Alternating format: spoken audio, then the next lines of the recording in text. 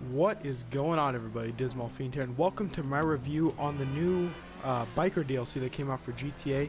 It released October 4th, however this is probably going up a few days after, most likely on Friday. So this is my review on what I think about the DLC, what I would rate it on a scale of 1 to 10, and the stuff I like about it, and stuff I didn't expect, all that. So hope you guys enjoy it. Let's get right into the review.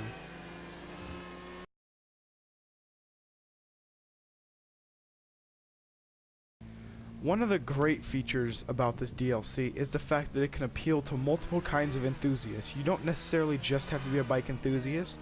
It appeals to people who don't even care about motorcycles. Me, for example, I saw this drag Hakuchu, and I knew I had to buy it. I'm not much of a bike person in real life, however the Hakuchu, ever since it came out, was a bike that I've been in love with. I've had about 3 of them on my old account, and I didn't bother buying one on this account. However, I saw the drag version and I knew I had to get it because I knew it was going to be fast and it just looks phenomenal. I knew it was going to have tons of customization, and this livery is by far one of the best in this game. I really love the Rising Sun livery. So it appeals to all kinds of bike enthusiasts and people who aren't even enthusiasts. Another great thing about this DLC is its low cost. Okay, you don't have to be a billionaire to participate in this DLC. You can be, just a normal person who grinds out missions every now and then, and you just happen to have a lot of money, or a decent amount of money in the bank. For example, if you look at the website here, there are some expensive bikes like the Defiller. I'm sorry, I don't know how to pronounce that. However, 100,000 for a zombie, not too bad. You can buy mopeds for 55k, 47k. 99,000, 95, 48. So these bikes are not that expensive, which I think Rockstar did a good job making the prices semi-realistic for the game. However, the rat bike I don't think would be that expensive, and they're not exactly realistic, but they're put into a way where everybody can participate in this DLC. You don't have to be completely, you don't have to spend a lot of money on shark cards and stuff unless you would like to be a president in this DLC, which I'll cover later in this review. However, I believe that, just the average GTA player could participate in this DLC with no problem, buying one of the cheaper bikes and then maybe working their way up to getting a more expensive bike, and then a more expensive bike, and then a more expensive bike. However, there are some bikes in this game that are ridiculously overpriced, like this Hakuchu that I'm using right here, which is in Legendary Motorsports, for nearly $1 million. Now, I had the money luckily, but for those who do like the Hakuchu, who did like the drag version, who don't have the money for it, that's not exactly fair. I think $1 million was a little, too overpriced for it. But nevertheless, everybody can participate in this DLC. There's no excuse to not participate in it. It's a really good DLC. On to the next topic.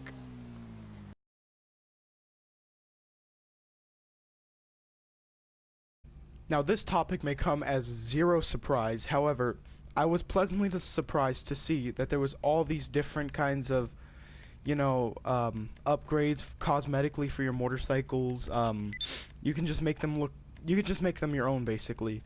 You can go for a clean look. You can go for a rat look on the rat bike. You can go for any kind of look you want to go for in this game with this new DLC. The customization is honestly endless, especially with the liveries. The liveries is what makes the whole bike. I believe every bike has a livery. I'm not 100% sure. However, the liveries in this game really do make the bike. You can go for any kind of livery you want and change the paint up however you would like to make really incredible paint jobs. Now, there's not only customization for bikes that people would like, bike enthusiasts would like, there's also upgrades and mods for people who really don't care about bikes as much and just want to drive something unique. Like this moped, for example.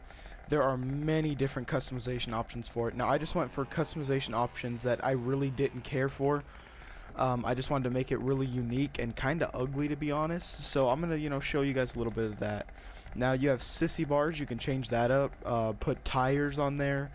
You can put, you can actually make it look really cool if you would like. But I went for more of just a, a funny look.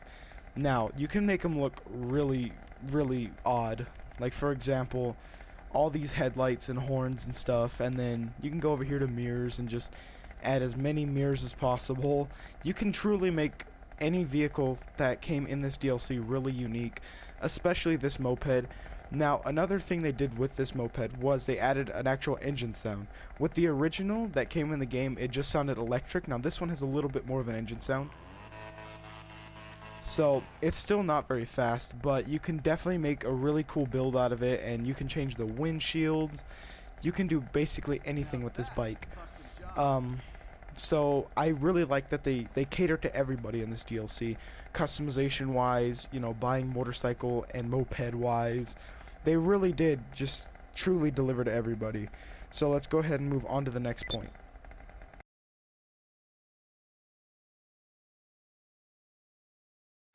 Another great thing that came in this DLC is the new website, Maze Bank Foreclosure. Now, this website is a place where you can go ahead and buy property for your biker organizations, you know, your biker gang, and you can also do a whole bunch of things similar to the executives. Now, another thing about these is they work similar to the yacht, where you can go ahead and you can pick all your different luxuries you want this place to have, and that of course will make them go up in price. So, you know, you can go ahead and just buy every luxury if you have the money for it. You can just make it look absolutely amazing. And personally, I think it's a really great way to, you know, have kind of like a shared apartment in a way. It does work as a garage to some extent. You can store bikes in there, and you can make it look really cool. It's honestly one of the best features in this update. For example, this is my clubhouse here, and as you can see, I have all the stuff you can have. I have the custom bike shop. I have the gun locker right over here. So you have all the guns in here, all the firearms. And then over here you have the mural, you have the full bar, my crew emblem. You have just everything you can have in here just because I wanted to see how it would look. Now, I haven't been in all the rooms and I haven't yet explored the entire place, but I am going to do that right after this video. So this is another point that I think is really great on Rockstar's part, the fact that they added clubhouses and they added the ability to customize them similar to the yacht, where you can add all the luxuries you want, all the cool, you know, features. You can add your club name on the wall, a mural. You get to pick the mural. So it's really great that Rockstar added this. Now let's go ahead and move on to the final point.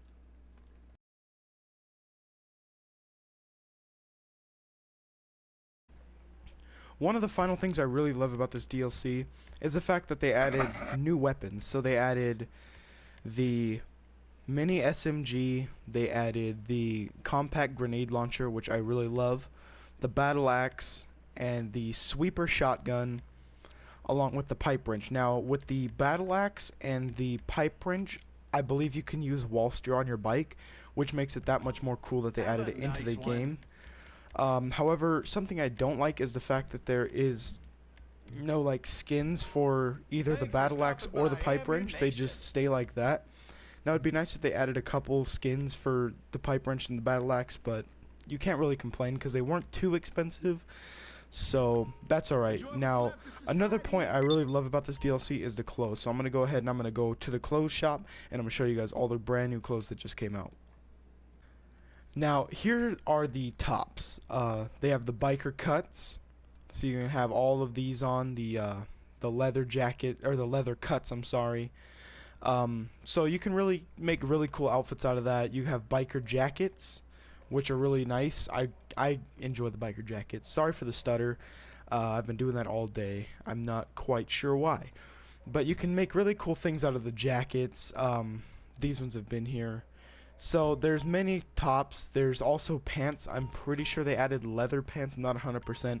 I've actually never been through all of the stuff they added. Let's see here. I guess they didn't add any biker pants, which is odd.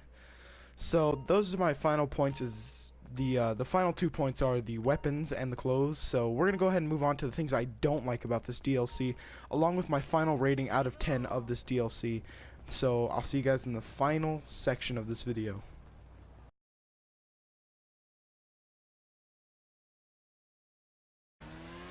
Now, I really don't like talking about, you know, DLCs that are free, talking about the things I don't like about them, because that makes you seem really ungrateful about it.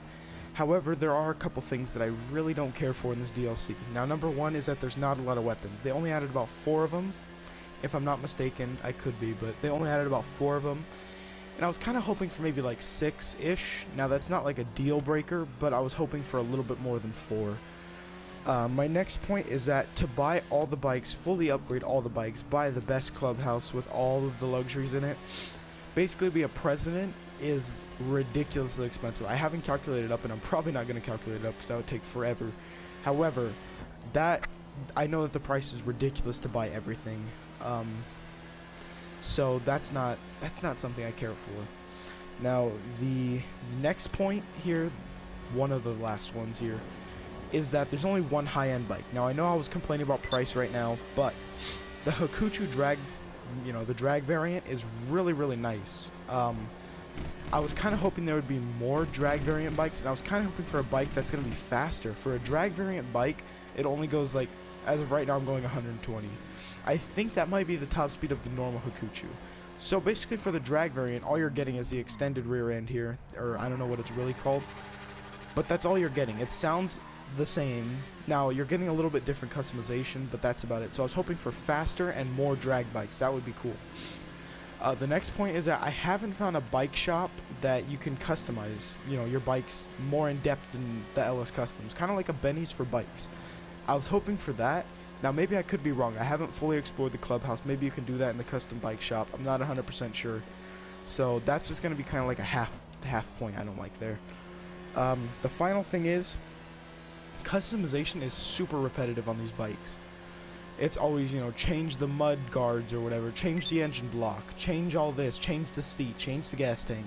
It's very repetitive. Change the air filter. So that's something I don't like. I wish they would add like special upgrades to certain bikes that other bikes just can't have. All the liveries, they all have different liveries, obviously, but I was just hoping maybe they would have less repetitive customization. So I would say overall my final rating of this DLC would be 8 out of 10, a solid 8 out of 10. It was a really good DLC. However, a couple of those things in there were the deal breakers, like repetitive customization. It was getting really boring customizing bikes because it got so repetitive.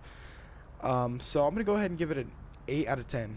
Now, that's not a bad score by any means. I personally think that this is one of the best DLCs we've had in a while. So that being said, guys, I'm going to go ahead and sign off. I'll see you guys in the next video, which hopefully will be tomorrow. Maybe the next day, I don't know. So I'll see you guys later. Actually, guys, real quick, I wanted to take this minute to tell you guys that I really want to be doing a Q&A this weekend, possibly. So if you guys have any questions you want to ask me, which I really want to do a Q&A, so I'm really encouraging you guys to leave questions in there. And I'm going to answer every single question in the video I'm going to do for the Q&A. That's just something I want to do for such a long time, and I really want to do it. I put on Twitter, but I don't get a lot of followers on Twitter. I put it on Instagram, but I don't have a lot of followers on Instagram, so obviously I didn't get any questions. So I'm going to tell you guys to go ahead and put some questions down there if you want to, and I'll answer them possibly this weekend, maybe tomorrow, maybe the next day. I'll answer you guys' questions.